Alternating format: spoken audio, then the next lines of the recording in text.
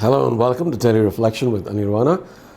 Today is 11th February 2020 and we're going to reflect on Mark chapter 7, 1 to 13, long one.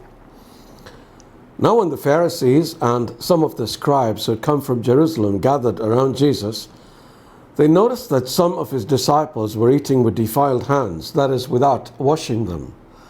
For the Pharisees and all the Jews do not eat unless they thoroughly wash their hands, thus observing the tradition of the elders, and they do not eat anything from the market unless they wash it, and there are also many other traditions that they observe, the washing of cups, pots, and bronze kettles.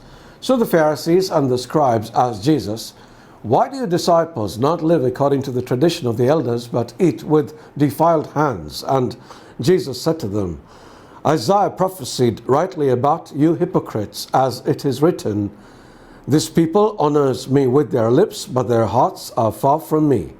In vain do they worship me, teaching human precepts as doctrines. You abandon the commandment of God and hold to human tradition.' Then he said to them, 'You have a fine way of rejecting the commandment of God in order to keep your tradition. For Moses said, honor your father and your mother, and whoever speaks evil of father or mother must surely die. But you say that if anyone tells father or mother, whatever support you might have had from me is korban, that is an offering to God, then you no longer permit doing anything for a father or mother, thus making void the word of God through your tradition that you've handed on. And you do many things like this." The Gospel of the Lord. Okay, let me ask you something. I know that some of you know me when I said that, but this is an moment. When you heard or read this gospel narrative, did you not think the Pharisees were terrible people to be around?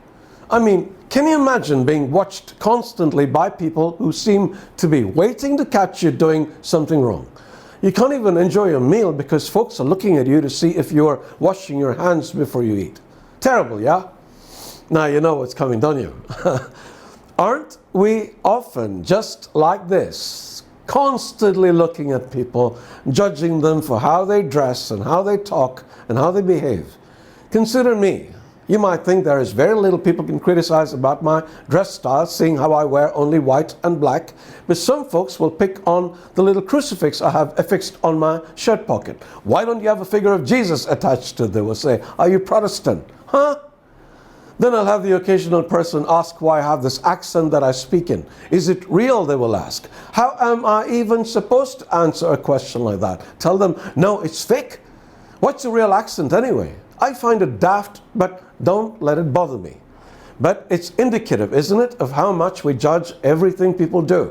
It's what the Pharisees did constantly, and Jesus would get mad at them, especially because they justified their meddlesomeness on spiritual regulations.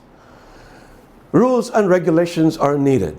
In the church, as in every institution, we need them or we will have chaos and anarchy.